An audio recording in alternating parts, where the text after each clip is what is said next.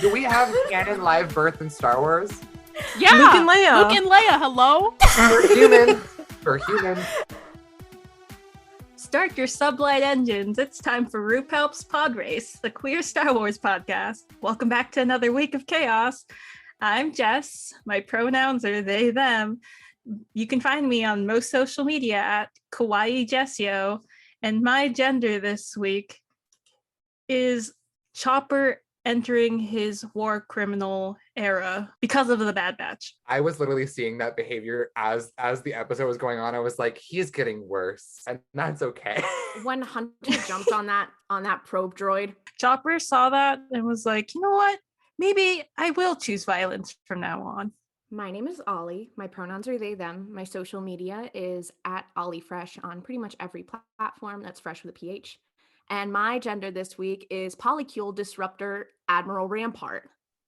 Please fucking exit my goddamn reality right now. I care so much about these.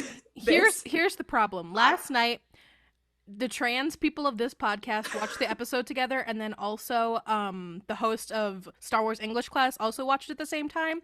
And the entire episode, we were like, Syndulla Polycule, the entire time. Yeah. My name is Noah. My pronouns are he, him. You can find me on TikTok at The Jewish Jedi. And my gender this week is Hera Light, Hera Keep, Hera Boss, because I really felt like she truly girl bossified herself this episode. And I loved that for her. Hi, my name is Klaudia. I use she, her pronouns. You can find me on social media at Klaudia Says, Kaludia Says. My gender of the week is Chopper's baby's first murder. Last week, I was like, okay, I don't see Chopper committing any war crimes. Maybe this is Chopper in his baby era. And then in this episode, I was like, oh, he's still like pretty mild or whatever. And then he just started getting people. And I was like, oh, he's growing up. And I felt so proud of baby Chopper. As you should. I believe Claudia and I almost have the same gender. We're the same person. Honestly, you guys this is what it feels like when there's a gender binary. Like, but I'm non-binary. I hate to break this to you, but actually now your gender's war criminal Chopper. I'm sorry. I've decided, no, my other gender option this week was Hera Syndulla's bestie, Omega the Bad Batch. So that's my new gender. Not Omega the Bad Batch. I like Jess transing their gender. Yeah. Mid podcast, yeah, that is very good. Hi, my name is Mel. I use they them pronouns. You can find me on TikTok at Grunkle Rex. And my gender this week is Chekhov's MILF Eleni Syndulla. Not Chekhov's MILF. Listen, we've been introduced to her. She's here. By Act 3, whatever that will mean for this series, she will be no longer with us. She survived this episode, but her days are numbered. I'm so sorry, MILF. She could just die in the resistance on Ryloth and we just don't see it. Like, That's if she could just absolutely die later on. It seemed like when Hera and Champ talked about it, though, in Rebel spoilers, by the way, that she died pretty early on in like Hera's life, and not super early because obviously she's like what, 12. According to Wikipedia, she dies between 9 and 12. Somewhere there. Yeah, I know that she died before A New Dawn. Anyways, let's talk about this most recent episode, Rescue on Ryloth. I loved it. I mean, I don't know which between the two episodes that we've seen on Ryloth that I liked the best, but I really, really enjoyed this one a lot. I felt like it was fun. I will say definitively I enjoyed this one. Like I said last week that this was not like it was not my favorite episode, but I thought it was like up there. I think this one genuinely may be one of my favorite episodes, if not my favorite overall. I tend to not be one of those people who's like, oh, I have a favorite episode, or I tend to only have that if a series is really finished. Or something, or like I have a favorite character or something like that. That being said, and I know you guys every week will be like, now this is my favorite episode, or this isn't, or whatever. I definitively watched this and I was like, this is my favorite episode. I started crying in the middle of it. At one point I started thinking about it and I was like, oh, this is an Umbara arc moment right here. And again, it was because of epic clone moments and epic reg clone moments. And we'll talk a little bit later, I think, about how that also meant development for our non-regs, our batchers as well. I did like this episode, and I did watch it twice. And watching it a second time, I could spot out some things where it's just like, actually, I think this was a little boring. I think I am starting to like the batch a bit more now. They're starting to feel more like characters I could care about, because honestly, sometimes I did not care about them. Tech, I still don't care for. I need everyone to know about my tech slander. Just because, like, that moment when when Hera was contacting them and Tech was just like, she's a kid. She could be like, over exaggerating. And I was just like, hey, Tech, shut the fuck up. Gaslighter Tech was a lot for me this episode, personally. I was like, sir, your days are numbered. I'm gonna have Chopper come at you. I don't know if you guys noticed that little Chopper moment in the episode where he and Tech are like on the ship, like having a moment, and then Chopper just flies out of the Havoc Marauder back onto the ground. It's very funny. I will say I had like paused my Tech slander for a few weeks because he was doing fine in this episode. It was like, I will kill you. Like with my parent. I think honestly it was just him being like, Jess, we have the same brain, because when he was like, kids, they over exaggerate. I'm like, Bessie, she said her parents were fucking kidnapped. I don't know how you could over exaggerate that, like, that thing. Well, this was something I wanted to discuss because I was like, I am a Tech fan. He is my boy. But this episode, it was real whiplash, because it was like epic Tech gaslighter moment, and I'd be like, kids. But that's because his whole thing is like, apparently he doesn't understand people or something. But then there were later moments where it was like Tech entering his Tokyo Drift era, and then his later moment, which somebody noticed that he does this in almost every episode, where like Tech is like sitting with children, teaching them how to use technology. And I'm like, wow, I do the same thing. When I am around children, I also teach them how to do things they shouldn't on iPads. And then Hera's like, yeah, he taught me how to forge Imperial whatever. And I was like, oh, Tech's influence on the Ghost. And so then I was like, I have conflicting Tech feelings. Anyway, no slander to my boy. I also have some conflicting feelings about Tech, because I am actually coming around to start to like him more as I understand his role, because he's like, is he someone I'd want to hang out with? Probably not, but I appreciate the role he plays on the team. And that's how I feel about pretty much all of the characters in the Bad Batch. Like, even with Crosshair in the Bad Batch arc in the Clone Wars, I was like, I don't like him, but I appreciate what he is for the team and for the story. And that is how I feel about Tech. The person that I have a bone to pick with is Hunter, because Hunter, who is like the leader and has so far been one of the more empathetic characters, like I would rank, if I had to say, obviously I think Wrecker is the most emotionally competent. I would probably have to put Hunter next, but Hunter, Echo, I think Echo, we have not really seen a lot of his empathy moments. Speaking of which, how the fuck did he climb up that wall this episode with a stompling arm? Yeah, he's built different. He's just more powerful than all of them. We never saw it. He was pushing the scoffling into the wall like a grappling hook. I was like, can we Echo please used the like a pickaxe? Floated up there. Like, it just really it just sends me, because like we're in a galaxy far, far away. You could get him another prosthetic. Like, you could get him in a normal ass like. We are in a universe where Anakin Skywalker has a fully functioning robot hand, and they're like, Echo, you need to keep that scomp. It's really helpful for the rest of us. Maybe Wrecker threw him. Maybe Wrecker threw him. No, you saw him climbing. Prosthetic arm like on top of the scomp link, and then he just untwists the like prosthetic arm and still has the scomp link. That would be pretty cool. I will say there is an Echo action figure which has not yet come out, but it does depict him as having a regular like prosthetic arm and like different attachments. And I think that is why they have not released the Echo Bad Batch Black series figure, is because he is going to get different types of arms and they don't want to release it and spoil the show, as they have done with other toys and figures in the past. So I do strongly believe that, but I am kind of like, hey bestie, how are you climbing that wall? Why was Hunter like, okay, me and the guy with one arm are gonna go scale the wall? He's just built different. And they also did the Thor Ragnarok He's Get Help. magnetic.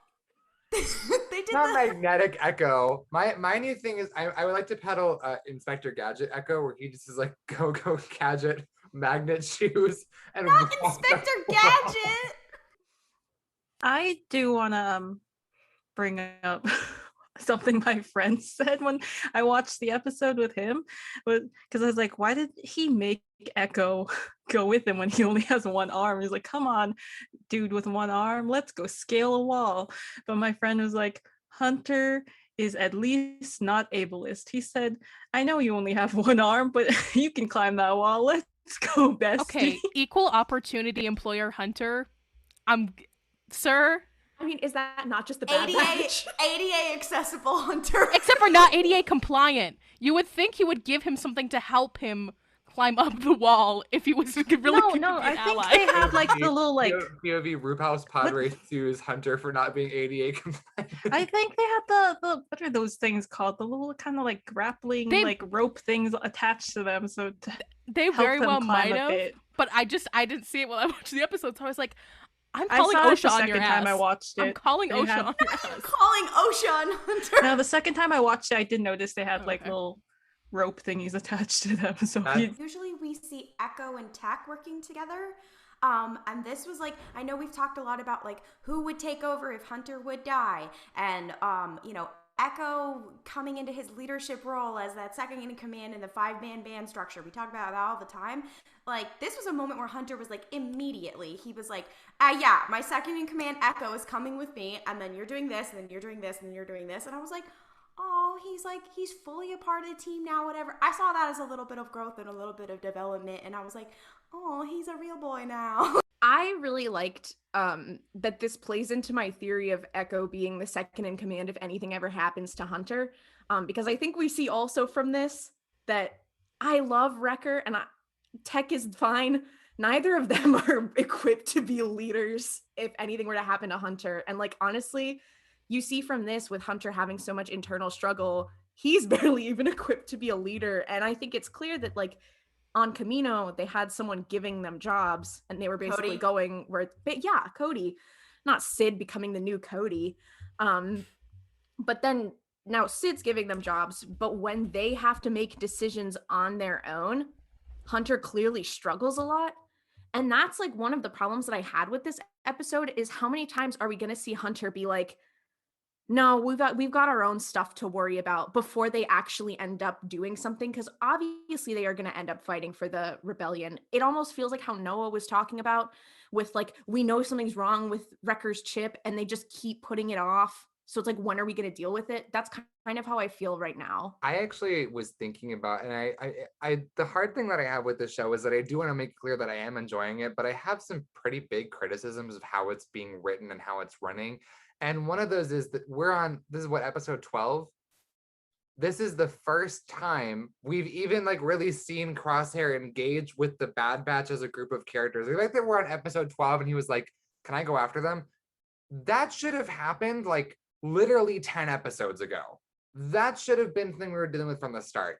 And the thing to be fair, they did say like, they like, your job isn't to go get them, your job is to train the recruits, like that was your job.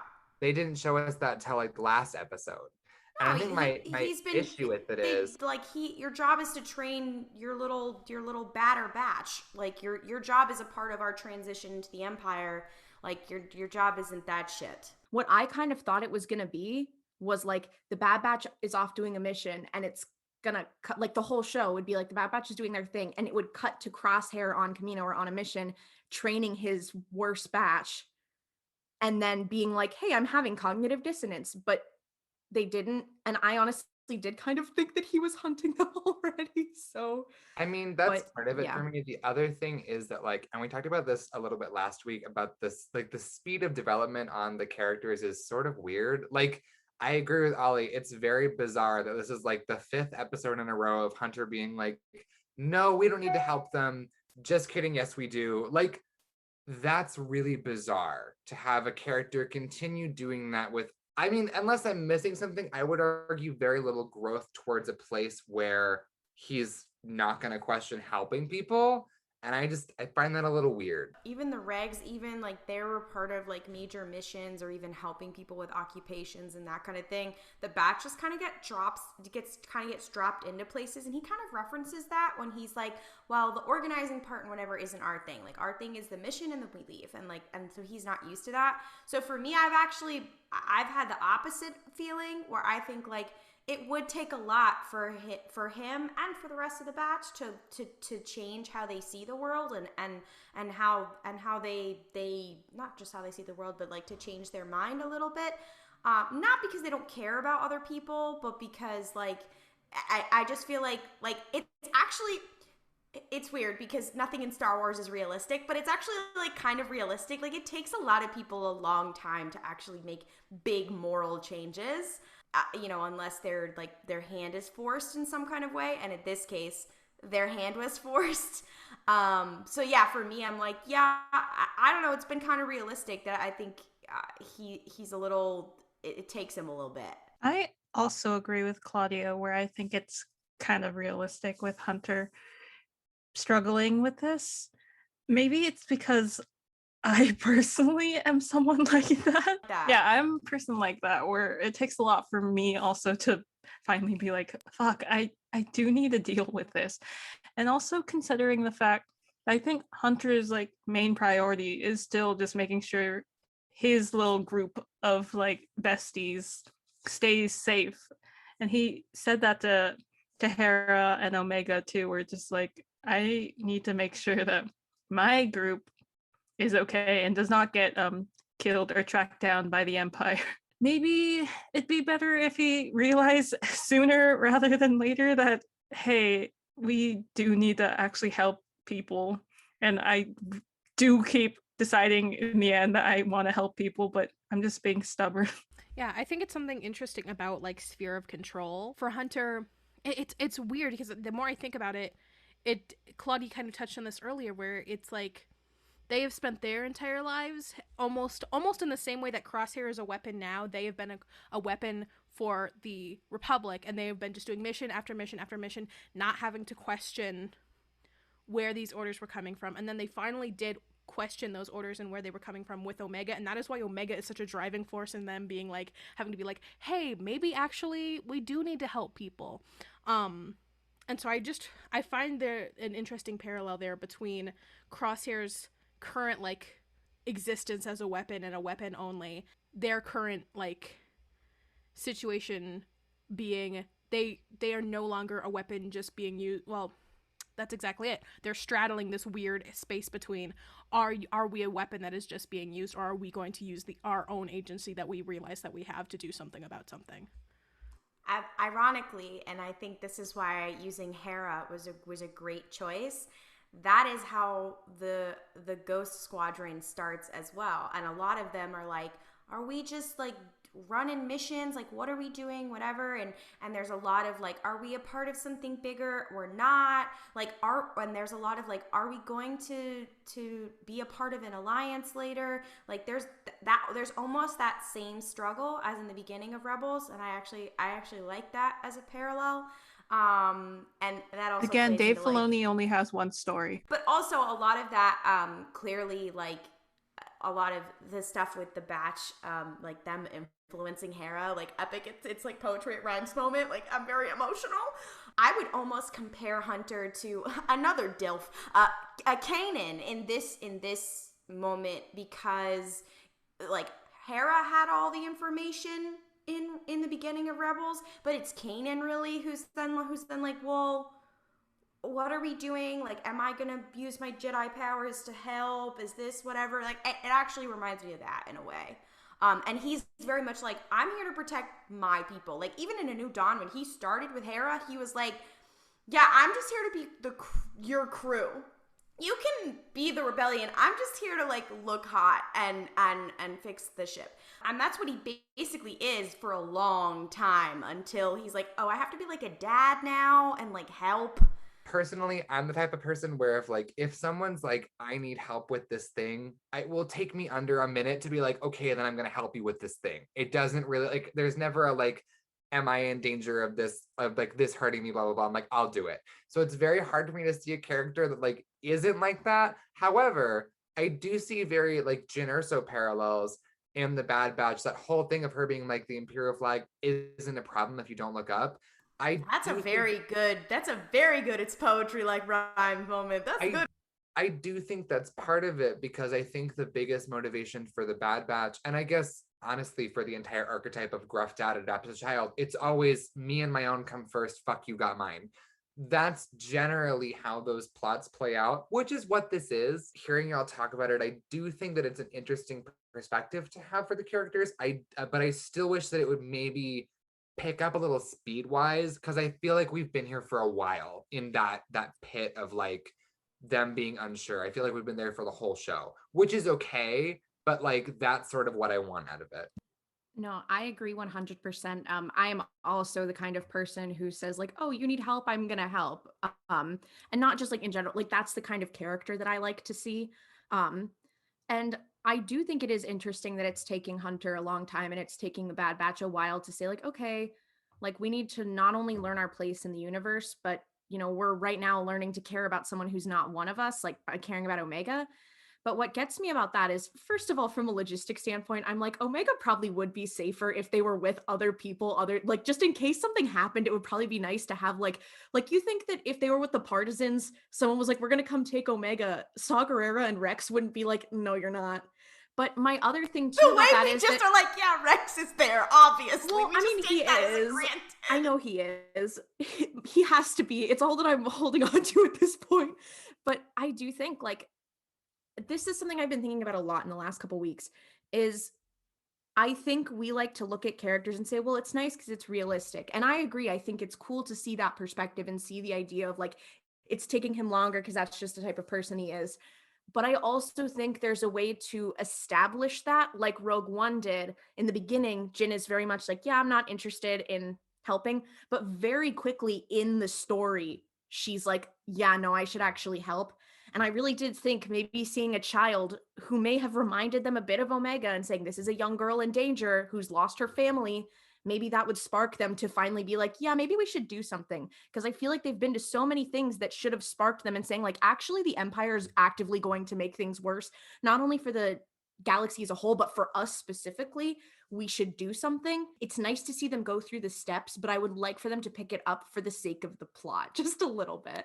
See, this is actually why I liked the stuff with Howzer, because Howzer was what we all would do, would be like, yeah, I'm immediately going to help.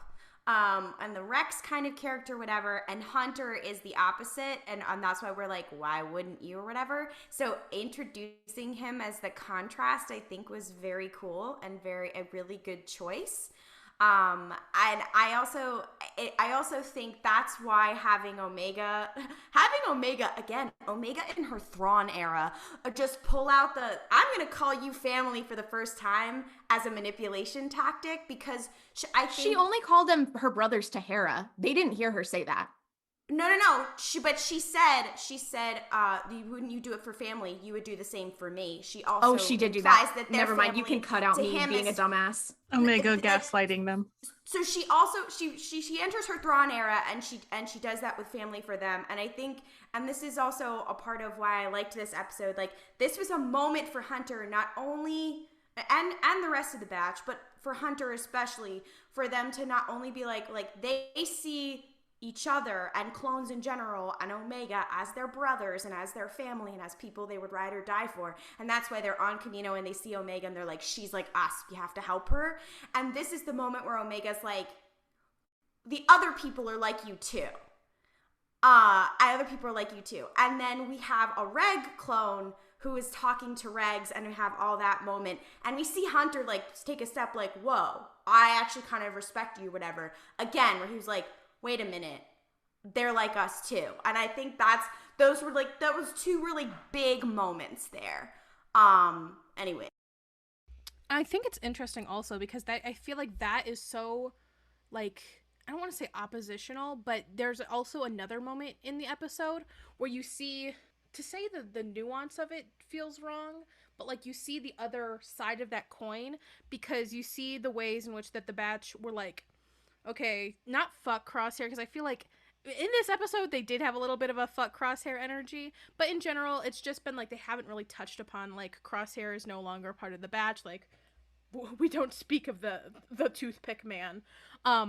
And then Howzer was like, no, I'm not abandoning my brothers. Like, you saw the difference there of, like, Howzer was going to stand his ground regardless of the consequences. Well, the batch were like, peace. Which, like, I get the batch's, like, point there, because they did have, like, a child they had to protect. And they were protecting, once again, their own. But I think that it's nicely paired with what you were saying, Klaudia, of, like, Omega being the grounding force to be like, no, we are just like them. I think the interesting way to approach that, because Mel, you actually touched on this earlier that the Bad Batch are effectively, they've been weapons their entire lives, and weapons are a utility thing. And I sort of think that as a group of clones, like we see in the Clone Wars consistently, spoilers for the Clone Wars, but we see that the clones do not think of each other as cogs in a machine, but as deeply individual people. And I think that the batch has mentally reduced themselves to what they function as and what they're good at. And so when that function is either no longer needed or useful, they're okay getting rid of it. And I think that's part of the weirdness they have with Crosshair. I mean, I get why Echo doesn't care about Crosshair. Echo knew him for like 20 minutes and he was like, okay, bye. But I don't think that they even Andy really was a dick to Rex. Yeah. Echo's like, damn, you were not only have I known you for 20 minutes, you're also rude to the one person I do know. I will say too, I think that's part of Omega being like their grounding force, because she's sort of teaching them that like family is a thing. I don't think that they really see themselves as brothers. They're more just like, we're here, we do things, goodbye. I will say though, I one thing I find inconsistent in character writing, why isn't Echo more of like an emotional person who cares about other people Dear and cares God. about that kind of stuff? Like, it frustrates me so fucking much, because Echo is from the troop of clones that we know best for being like, we should help people. And every episode he's like, I'm grumpy. And that's his entire dialogue. I'm so sorry, because it is time to talk about the Domino Squad. I've been waiting for this moment. Literally in the episode where they are training, if you all remember that episode of Clone Wars, one of the members of their squad gets shot in the training room, and Echo's like, hey guys, it's protocol that we go back for him, and Echo's the only one who went back for him. And I'm like, how come in this they're not reflecting at all on the fact that Echo is the first one to say we should help? That's, I think, what gets me the most, is especially considering not only is Echo a rag, so he should have seen all the other clones and been troubled by it at least a little bit, but also it would have been really nice for him to be like, no, this is what we're supposed to help people. And the fact that Echo was in the 501st, which was a regular like Legion with a Jedi, where their whole thing was like, how many times did the 501st go somewhere with the express purpose of like, let's go help these people? Like, it just seems like there's so many options for Echo to step in and be like, hey, let's go do this thing. It, like, everything about his characterization lines up with that. And until we get an episode that focuses on Echo and like what he actually went through while he was in that little separatist icebox, we are not going to understand. I'm not going to understand why he hasn't been a bit more vocal, aside from that one time that he was like, why didn't we go with Rex? I feel like the person who could empathize with Crosshair the most also would be Echo, of someone who's being controlled and being used and whatever. And right now we have Crosshair who's going to be hunting them down. And I feel like at some point they're going to have a Crosshair conversation or confrontation or something of the sort or whatever. And I think maybe it's going to be like Hunter's going to be like, we got to protect this child moment. Or Hunter's going to be conflicted because he's like, that's my brother or whatever. And it's going to be Echo who's going to be like the voice of reason, who's like, that is our brother. We do not leave a man behind. And that's going to be the Domino Squad boy we love. That's my hope. That's how I hope it will be brought full circle. I will cry if it does happen. It really pissed me off how much the Bad Batch does not give a fuck about Crosshair. Like, we talked about this last week too, but just surely they gotta know that, like, yeah, it's his chip that's making him act even more like an asshole. Like, we all know that. But they probably were like, yeah, Crosshair is a little bit of an asshole, but like the Crosshair we knew wouldn't surely wouldn't try to kill us. And they dealt with their chips and still haven't like been like, maybe Crosshair tried to kill us because of the chip in his head, and it's not because he is a traitor to us. But no, they're just like, yeah, fuck Crosshair. We don't care about Crosshair. What gets me about that as well is that they know that Crosshair's under the control of a chip. And they saw Crosshair and were like, I think Wrecker was like, oh, Crosshair's here. I'm like, hey, bestie. They don't know he's been super chipped, though. They don't know he's been super That charged. being said, still would like be like, no. Yeah, they still know he has a chip, I and also you should think- like try to be I like, don't think it was oh, my Wrecker- best friend, Crosshair. I don't think it was Wrecker being like, oh, Crosshair. I think he was being like, we know Crosshair's a bad bitch. We worked with him. If he's here, we're fucked. No, I think that's it was more of that. I know that's what it was, but it's still like what I would have liked to see, at least a little bit, would be of them being like, oh my God, Crosshair's here. Oh no, like what are we get like not like a mix of like the oh shoot, he's gonna hurt us, but also like, oh my God, are we gonna have to fight our special boy? Remember in the Clone Wars season 7, spoilers for the Clone Wars season 7, but like Rex is deeply, deeply conflicted about having to possibly murder all of his brothers. Even like he doesn't know every single person on that ship, but they're clones. And that makes it very, very hard for him. And we talked last week about the idea of like clone autonomy and clone identity.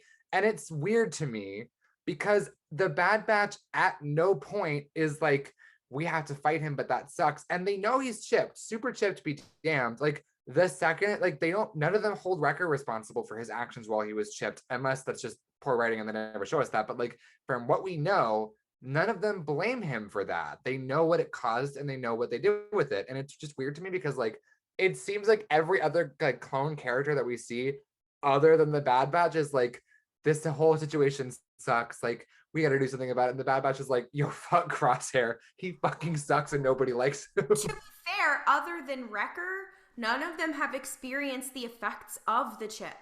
So none of them really get That's it. even more reason for them to be sympathetic to Crosshair, though, is that they don't understand it. They should care about him. So that's why I'm like, I feel like Wrecker might, and also like Echo because he was like controlled or whatever. But like, I think that's why like Order 66 happened. They were like, huh? Or they're not going to get it until they get it. And that's why I really hope it's Echo who's like, hey guys. This most recent episode also, like, the scene with Howzer when he, like, to the other clones is like, hey, besties, lay down your arms. We need to get the fuck out of this whole bullshit. It just, seeing that, and I know that there was to some level during episode 1 or 2 when the Batch are leaving Kamino with Omega for the first time of Hunter trying to talk down Crosshair, but, like, it was nothing more than that. It was like you don't want to do this, and Crosshair being like, fuck you. And the fact that there was a clone who was successfully able to like talk to his brothers, like, sorry Captain Rex, Howzer is built different. He was able to be like, I am speaking to you, we're doing this, goodbye. Opens up a million questions of like, is his chip malfunctioning? Is it not? Blah, blah, blah, blah, blah. All these kinds of things. Okay, here's the thing. I have a lot of thoughts about Howzer, and I've been dying to talk about them, and I was waiting for us to bring him up. So I'm about to dump a bunch of information that has been swirling around in my head, so I apologize ahead of time. The first thing is when Mel brought up Rex with like his squad, the thing that I was thinking about is that, so last week I said I thought it would be really interesting if it wasn't like Howzer's chip is malfunctioning. And I 100% believe his chip is fully intact. And I believe that all of the men that he was able to talk down have fully intact chips.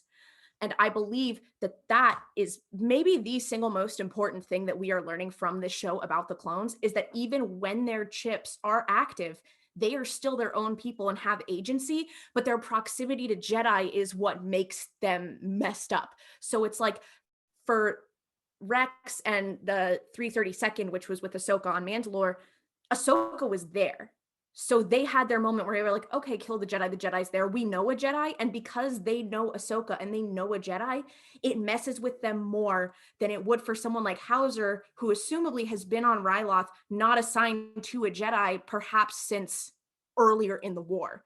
So if he is not in proximity with a Jedi, and it wasn't like enact Order 66, because Order 66 is to take out Jedi and Jedi sympathizers, then he has no reason to truly have his whole brain altered.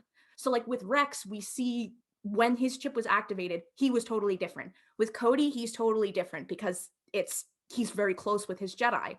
With, I'm sure we're going to see with Wolf, if he ever appears in the Bad Batch, he is going to be severely messed up. And you see in Rebels, he's severely messed up. Like they say that he has in the Empire said that while he was serving under the Empire, he had like delusions, which I'm sure is because he was so thrown off because Plo Koon was very close with him. So I think Howzer and his bros who he was able to talk down, it shows that first of all, it's the proximity to Jedi that causes the chip to really mess with you, but also the fact that the clones are still their own people. Like they can still act, they can still make decisions, and that's why they are going to try to get rid of them. And Rampart is 100% going to look at this and say, hey guys, look, the clones are chipped and they still didn't follow orders. We need to move to enlisted soldiers. And that is going to be what, not this next episode, but the episode after is going to be about. I am 100% certain, because it's called War Mantle. I once again would like to peddle my agenda that clones having chips is the least interesting plot line of having them be a part of the Empire. I'm not sure if this was in Legends or not. I mean, I know the excerpt is from Legends, but there's a section where one of the clones talks about like knowing Order 66 was coming and how bad it felt to enact it, but how they were like, it's necessary and part of what we're doing. And honestly, like, one, we don't really know how they work. We can have theories, and I do agree with you, Ollie, that like proximity to Jedi, or at least if you're yelling Jedi-themed buzzwords at a clone with a chip, is how that works. Like that makes Jedi sense. taboo moment. But like, we don't really know how they work. We don't really know what they're for. And this would have been such a more interesting moment, to me at least, had Howzer just been a person who chose to side with the Empire when Order 66 came down, who chose to stay with this government, and then chose to rebel against it. Because all of those things remove the MacGuffin that is mind control in the Star Wars universe. And honestly, like, we talked about this last week with Crosshair, these would be a lot more, not that Howzer isn't a strong character, he is, but like he would be stronger if these were personal choices he was making, irrespective of mind control chips in his brain. I totally get that. And I do think that it would be very interesting to see. And I think that that is something that we get to, like, that's why a lot of people like the Callus arc, is because it is about him as someone who chose to serve the Empire, then being like, hey, wait, actually this sucks. But what I think about the clones is that, like, the point is that their story is so tragic. And what I would like to see, and what I loved about this episode, is that it's showing truly how tragic it is, not for the Bad Batch, who are not like other girls, but for the clones, and especially for people like Howzer, who weren't particularly close with the Jedi, where it's like, hey, suddenly we're doing things, and I was raised on Camino my entire life to idolize the Republic and the Jedi.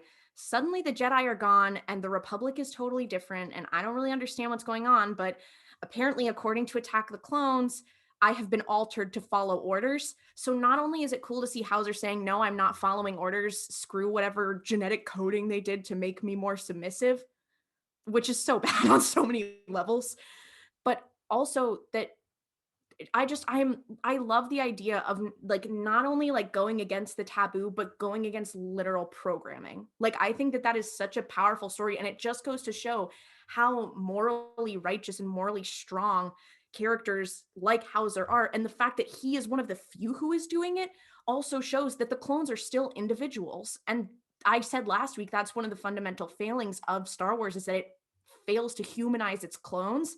And I think this did more for that than most of the Clone Wars, aside from like the Umbara arc. Yeah, that's what I wanted of the Bad Batch, which is like, please explore clone identity and individuality. And like we talked about this last week, so I will not rehash like the entire conversation. But that is something that I feel like the Bad Batch could be so useful for as a narrative vehicle, is exploring what identity means in this context and what autonomy means in this context. And like, I think that's why I like Howzer so much, is that he is very much his own person. But it's clear, like you were saying, the other clones are too, even though interestingly, they've been stripped of their right to express themselves as individuals. And I thought that was an interesting visual touch, is that even the ones that are like throwing their weapons down, they're all in the exact same armor. They've been reduced to the same person, even though clearly internally, they're still their own people. So this is actually a question I wanted to ask of all of you guys, was that we were talking about Hunter's turning point, and we're talking about like Howzer's like epic Umbara arc moment. Also, shout out to Mr. Kiner and all of the composers for when he kept playing the clone theme. It was like my Winter Soldier trigger words. I started crying. At the end there, Miss Eleni Syndulla says a thing about how like, well, you know, if things keep going as they are, like, then it is going to include all of you. And right before that, Hunter says something like, please correct me if I'm wrong. Hunter says something like, yeah, we've realized that there's a lot. He's like, you know, organizing here is your job. We've realized that there's a lot of worlds that are occupied like this, and like, implying that it's their job. And that was my moment where I was like, there he is, there's my rebellion boy, it's happening. Am I jumping the gun, or like was that the moment where we got the switch? I don't necessarily think it was the switch, but what I noticed about this episode is that I think a lot of the seeds have been planted, because I think that the seed of doubt, after watching Chad Howzer's speech, the seed of doubt was planted in Crosshair of like, hey, Chad? He's a Chad. He's a Chad. To the Virgin Bad Batch? Yeah. Yeah. In this episode, we saw the seeds being planted. And I think that was both for Crosshair and for Hunter. Because I don't necessarily know if Hunter is about to suddenly be like, okay, let's go join the rebellion.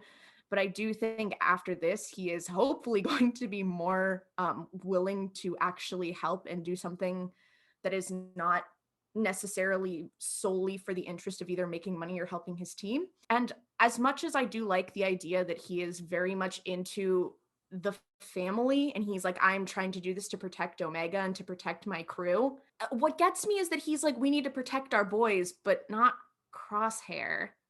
And I think that's what the next episode is going to be. I think he's going to be like, okay, my people are protected.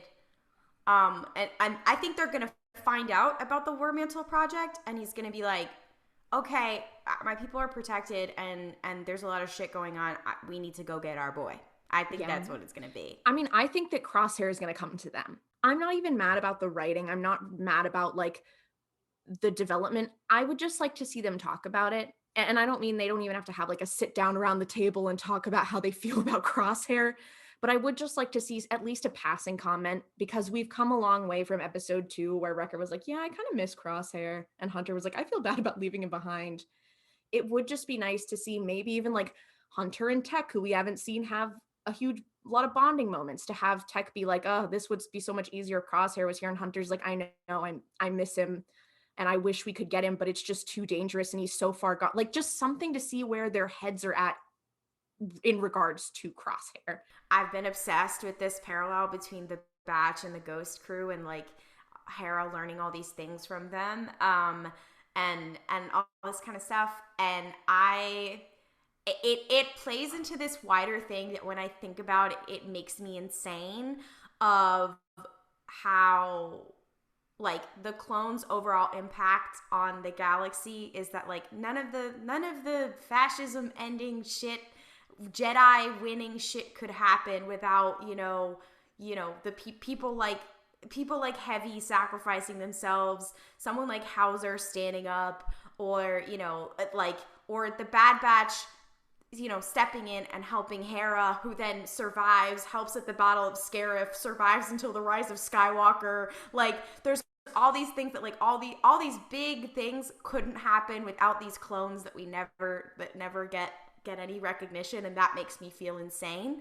And it's on like a personal level of like Hera talks about how she's like, I want to live on a ship like this someday, and I want to have, and then she's like, I want to have a family like you, like how Omega does one day. And then she like commands them at, like, she has the plan and whatever, and like and then she's confident in herself because she's able to do that, and then that's what she becomes as a person.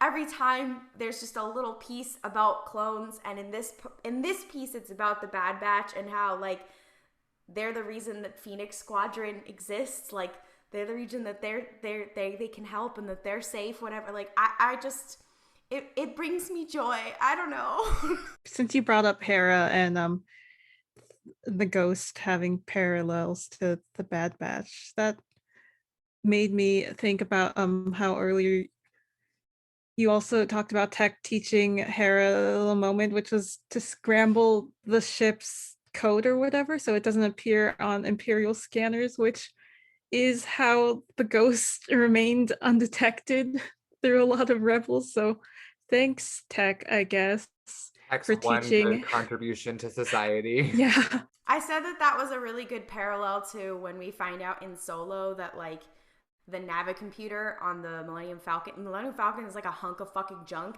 and nobody ever knows why it's a great ship or why it can literally get fucking anywhere, and the reason is because of L3. Are we ready to wrap up our final thoughts, besties?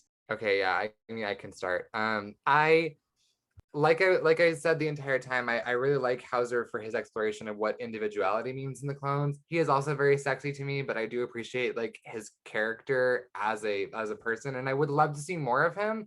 I don't know if we ever will again, but I would like that very much. Yeah, I loved this episode. I thought it was so good. Honestly, I was really disappointed thinking about the fact that we may not see the Syndulas and Howzer again next week. As much as I do complain about them, but I do love the Bad Batch, and I am still very excited to see them develop a little more. And I have been saying, and I will continue to say it until it happens, that I think we're getting a lot of exposition and a lot of world building, and soon we're gonna hit a stride of them as characters. At least I really hope so. And I still have faith that that's going to happen. And I am deeply looking forward to it because I've really enjoyed these last two episodes. So I know that the writers are capable of making a really compelling character. I think that we just needed to get the guys to a certain point. So hopefully going forward, we will get that. Oh, also, Eleni Syndulla, my offer still stands if you would like for me to join the Polycule. I know that you recently have an opening considering Howzer's now in jail. I am around. Ollie, I swear to God, I can't do this. I really like this episode. I was very emotional. I agree with Ollie about the part that we're definitely gonna hit a character stride. I will say I think we have hit the character stride for Omega. Maybe not for the rest of them, but for Omega we had some big Omega moments this episode where she was like, looks at them sassily and is like, actually, no, you are gonna help. And like has moments of like, but why can't I have a friend? Or all these kinds of things. I think we've hit our stride with Omega, and that makes me very happy. And seeing two little girls having fun in Star Wars makes me happy. So yeah, I had a good time. There's nothing left to talk about because everyone has said quite literally every other thought I had about it. So, Jess, how did you feel about the episode? I liked it a lot. Like Klaudia said, there was a lot of good Omega moments, like how she tried to fix Gonki, like how she gave Hera her number, like her whispering to Hera when Hera was like, my parents wouldn't like me doing this, and Omega being like, I won't tell if you won't, and Omega also being like, let's steal a plane, or let's steal a ship, let's go.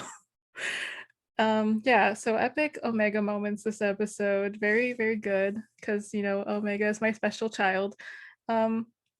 Howzer, hot man, great Good on you, King. I'm sorry you got arrested. I hope they don't execute you. That's my one fear. Free my man. Free him. Free our man, Howzer.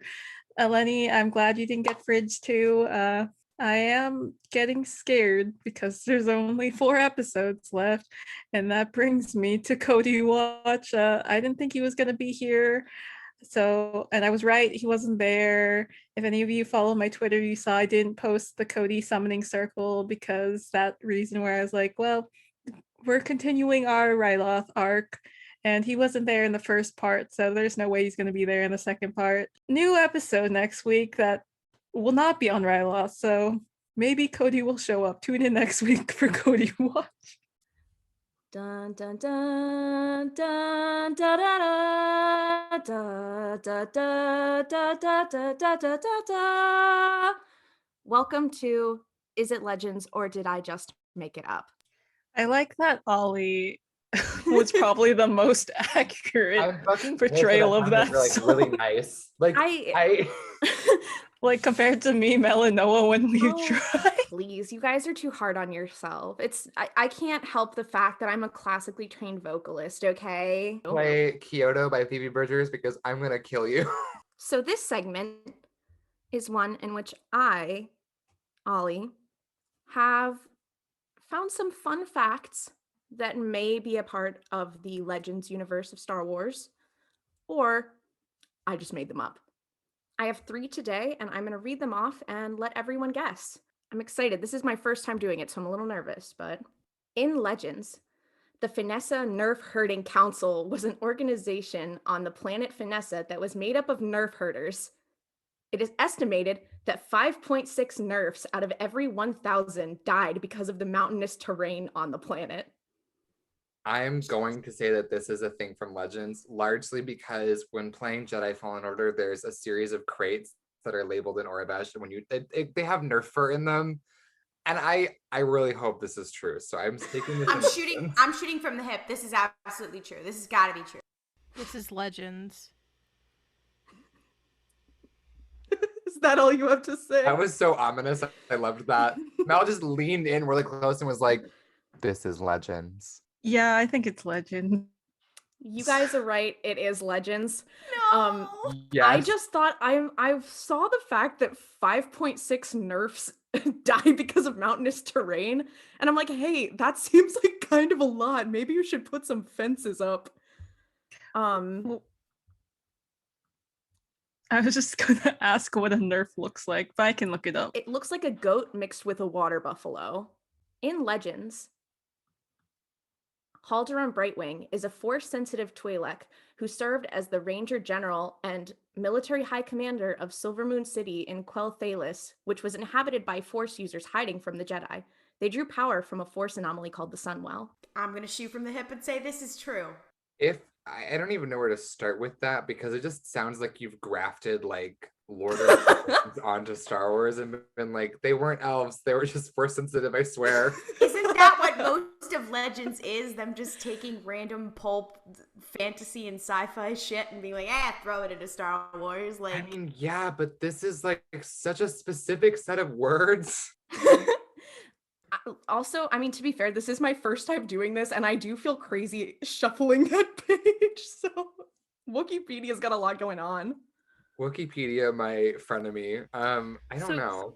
So here's the problem, and this is not me overanalyzing Ollie, but because we are so similar as human beings, I know that this is the kind of bullshit that I would be like, I'm going to change a minor detail, and it's going to be that I made it up. Okay, so you're gonna say that it's made up? No, I think it's Legends. Okay, Noah? I'm okay. I'm super on the fence about this, but I'm also very susceptible to peer pressure. So I feel like I want to say it's Legends, only because, like, I don't know, it tends to be like the more out there stuff, but also like the Sunwell, the fucking Sunwell. Like, remember, this is Star Wars. The crazier it is, the more likely it is to be true. I know, but I feel like this is something where I would try and pitch it, and I would just take names from like an obscure indie game I think only I've played, and then be like, they'll never get it now. Like, but I don't know, and you can't see this because it's recording, but Ollie is like laughing maniacally in their little like Zoom window. Here's my thing is that I know I don't have a great poker face, so I have chosen to just smile and look insane so that no one can figure out my tells. Terrifying. Ollie Thank entering you. their Joker era. I would like to say that this is Legends. Jess? I was consulting the Cody earrings for advice. But also because I lost the backing of the earring. But I am gonna be the contrarian because we need one of those, and I'm gonna say Ollie made it up. Just for funsies. I don't know, but probably. Okay. Actually, I am going to switch over to Jess's side and say that it was made up. I like you switching your answer. I will let you guys know, Noah, you actually had a very good reasoning. So I did make this up. You said it's from an obscure indie game. I basically copied this word for word from the World of Warcraft Wikipedia page or wiki page because Holder on Brightwing is an elf, and he is just from World of Warcraft. Literally, that's my favorite obscure indie game. Actually, is World of Warcraft. So, it's a little underground. You guys might not know about it. I am a proud member of the has never fucking played World of Warcraft.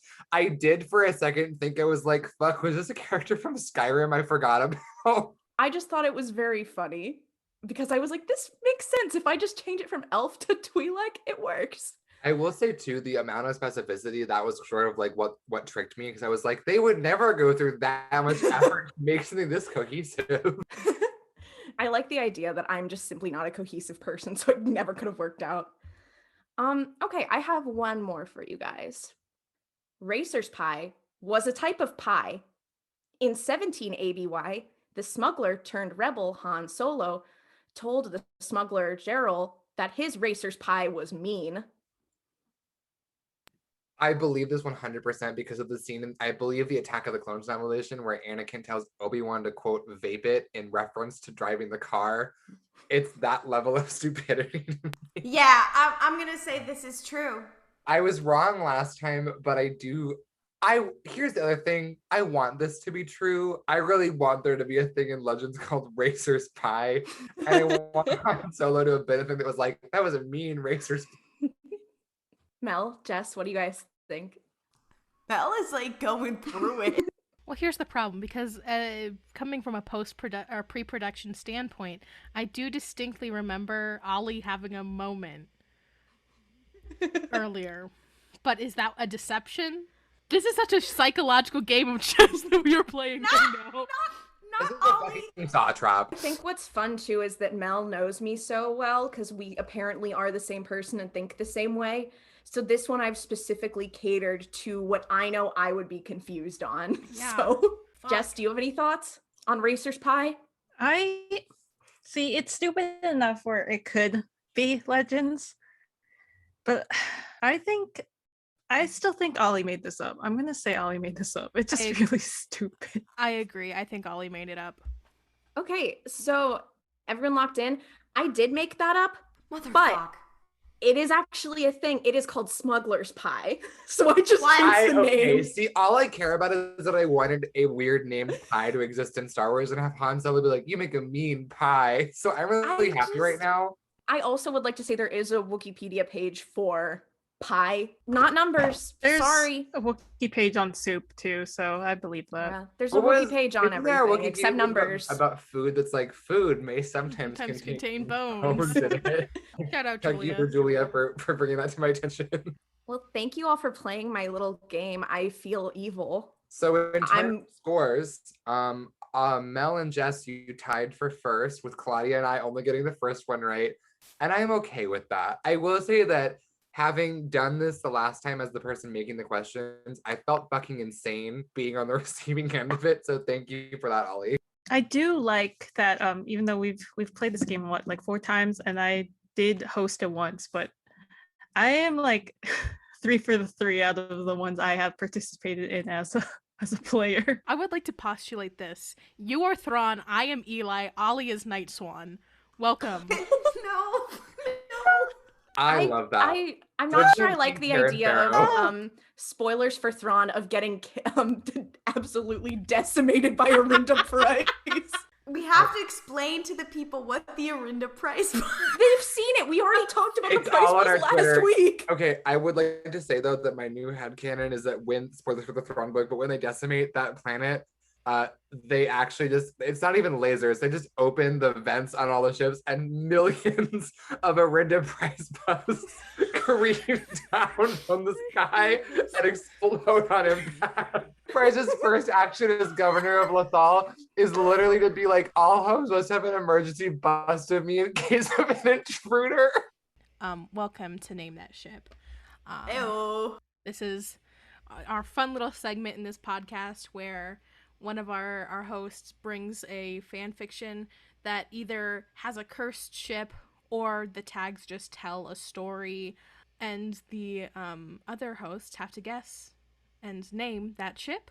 No hate to the people who write these fics. Like, once again, this is all in good fun. We're not making fun of your work. We're simply saying, holy shit, there's so much to unpack here, and we need to share it with one another. Otherwise, we'll die. I can't with that. Anyways, I am going first this week. Are you all ready? I am prepared. I'm just gonna read the tags, and then there are like a handful of other ships in it. If you guys are getting lost, I can name them so you know that these are not there, if that makes sense. The fic is called A Fistful of Credits. Additional tags. Alternate universe, Western. Alternate universe, human.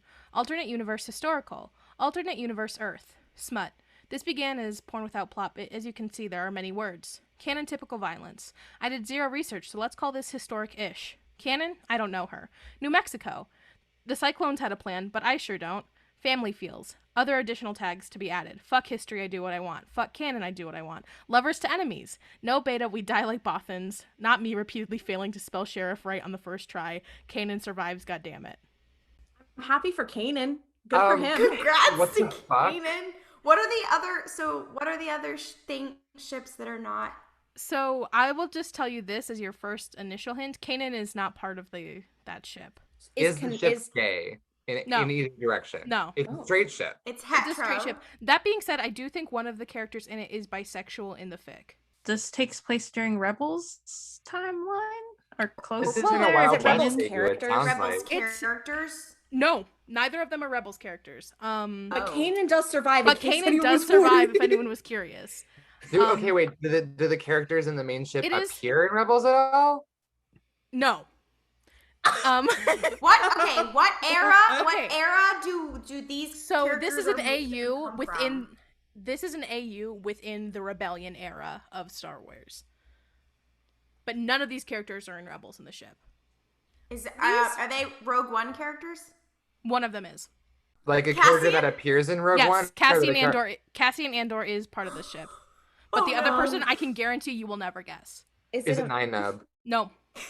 Is it okay? Is it a okay? But let's just To be knock fair, some things off. actually, this person isn't quite in the Rebellion era. They are mentioned in one book. In the Is Rebellion it one era. of Padme's? It's No. no wait, her maidens are in a different. No. All right, No. wait. Let's do some elimination. Is it an Imperial character? No. Is it a Jedi or a No. Force user?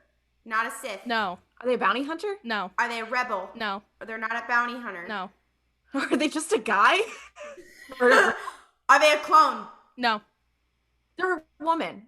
Yes. Because it's them and Cassian. They're a it's woman. It's a girl. So is she just like? Is she? I mean, Wait, is so she comes from a book? No, she comes from a television show, but she, I believe, is mentioned in a book.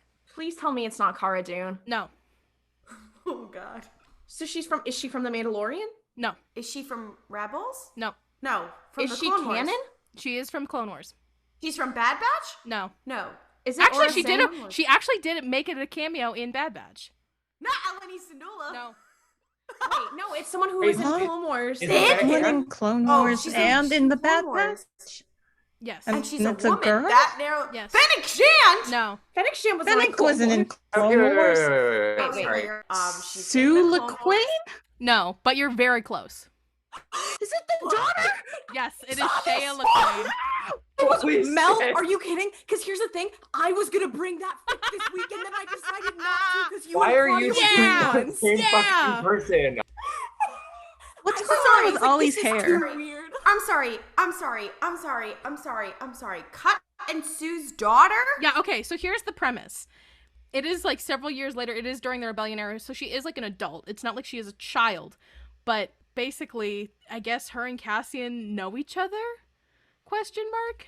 It would be very powerful for her to join the rebellion.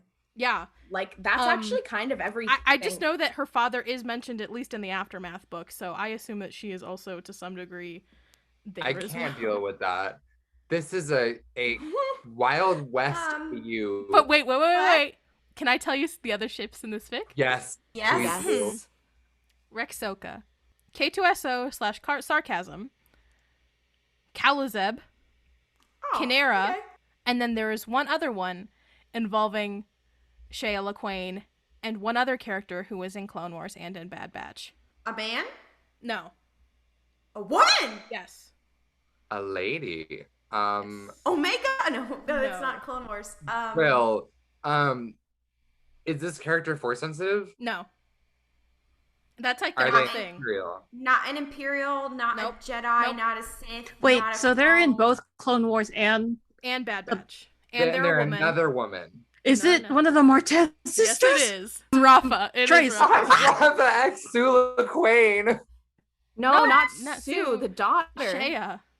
That's worse. There's a lot to Somehow that's unpack worse. there. Too much I- of an age gap. Isn't Nar. she like No. okay? Wait, wouldn't Nah. Rafa be like in her fucking 30s by this point? She'll be older than that, Listen, probably. I think they really fucked around with canon. It doesn't seem like a cursed fan fiction. Like from the little bit that I read of it, I was like, okay, this isn't bad. It's just I read the tags and I was like, wait, what the fuck is this? I can't do this.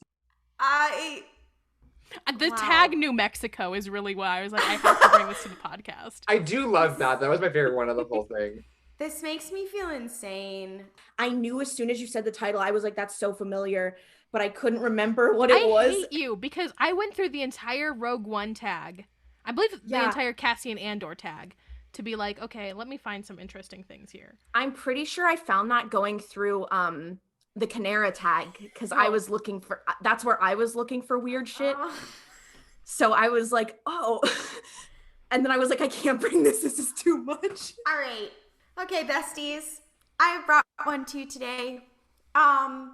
This was sent to me by one of you lovely listeners. I can't remember which one of you it was. Again, I am sorry. Okay.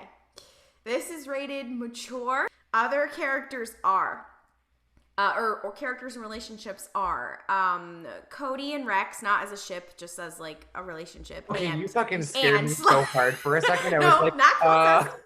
Okay, and Bo-Katan and Satine again, and not a ship, dear God.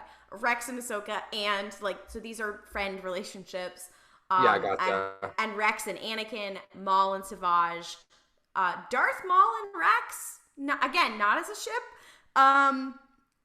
Obi-Wan and Satine as a ship. Cody and Bo-Katan as a ship. as a ship. Nar. Hold on. I like their orange solidarity though. Padme and Anakin. Ew. Wait. No, I'm just kidding. Hold on. Darth Maul, Gar Saxon, the Cody, Obi-Wan, Satine, throuple. And then Cody and Obi-Wan. Why These did are you the say really- the Cody, Obi-Wan, and Satine so fucking casually? Because they're my favorite. Okay, no, wait. Okay, wait, so so- Cody is with Obi-Wan and Satine and Bo-Katan. Okay, Ken, go off. So characters in this, other than the ones that I have mentioned, are Darth Maul, Obi-Wan Kenobi, Pong Krell, Cody, Anakin, Ahsoka, Satine, Bo-Katan, Pre Vizsla, and Agris? I don't know if that's a Hey, what the Legends fuck? character. Additional tags. We aren't The to even fact- goddamn tags. Literally. I was about to say, I was like, the way that we haven't even gotten to the fucking tags yet. Get ready, besties. Get ready. Honestly, I've been scared sometimes when we do this kind of stuff. I don't know if I've ever felt genuine terror until right now. Amnesia. Episode season 4, episode 13, Escape from Kadavo. Slavery, alternate universe, canon divergence, emotional manipulation, force ghosts, politics, death watch. I've seen this. Shush then. This is a spoiler, so I'm not gonna say this tag. Pong Krell's creepy force ghost, presumed dead, identity issues, Mandalorian culture. This is a bit of a spoiler. Listen, quarantine has melted my brain and I only live in rare pair hell now. Also, I think insert dynamic is interesting. This is not going to go the way you think, in all caps. Self-hatred, fluff and angst, rare pairings, crack pairing, but with deep, serious themes. Okay, so wait. Hold on. We're not done yet? We haven't, none of those fucking crazy things were even the main ship? No, there are 5 of 28 chapters published. Do you guys want the summary or do you want to start guessing? I mean, okay, I feel like you've given us so much, but so little. I do not want the summary. Yeah, I don't want it either. I think we can get it. So I assume this is a surprised that you guys don't remember this. Shush, let them guess. I don't remember. Klaudia, you, Mel, and Ollie were in call with me, and I found this fic when I was looking for other Darth Maul and Gar Saxon fics, and I told you all about it.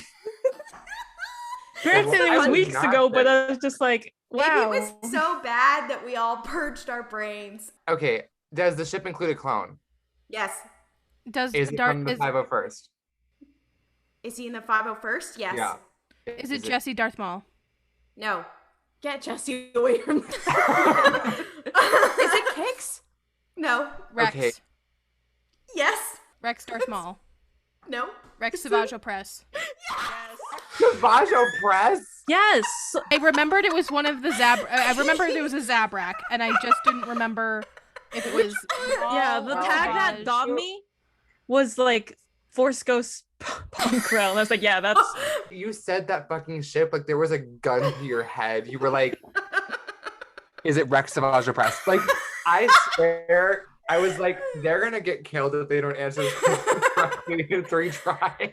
The idea of Force Ghost Pong Krell, like that sounds like some that sort is of. my Winter Soldier trigger phrase right there. Force Ghost Pong Krell is maybe one of the worst concepts. Like, when's he gonna be appear so in upset the with us, sequels? Ollie, for ghosting. I think I feel bad for both Savage and Rex. Yeah, they don't deserve each other for Get them many out of reasons. there. Rex, girl, I'm so sorry. Well, Okay. Thank you all so much for joining us this week for RuPaul's Pod Race. Episodes usually drop Sundays. For updates, Star Wars news, and more curse shit, follow us on social media at RuPaul's Pod Race on Twitter, Instagram, TikTok. Also, we apologize for last week's Apple Podcast error. It took a while to investigate, but it ended up being Apple derogatory, our enemy's fault, and it should be showing up in your feeds now. Hopefully you already listened to it on another podcatcher. We recommend Pocket Cast instead. If you already don't listen on an Apple Cast or missed it last week and would like to help us out, subscribe to the podcast on Apple Podcasts and download the latest episodes over there and leave us a review. You never have to open the app again, but it would really help us out. And also, we have talked about this on TikTok, but we will be continuing the podcast after the Bad Batch finishes, after season 1 finishes, and we have lots planned between now and the Book of Boba Fett, but we want to hear from you. So send us questions on our TikTok Q&A, or tweet at us, or DM us on Instagram, or even send us an email at rupalpspodrace@gmail.com with anything you'd like to see post Bad Batch. And remember, may the Force be with you, and don't kriff it up. Waka waka. Yeah, waka waka. Waka waka. Yeah, subscribe or you get the Pryce Bust.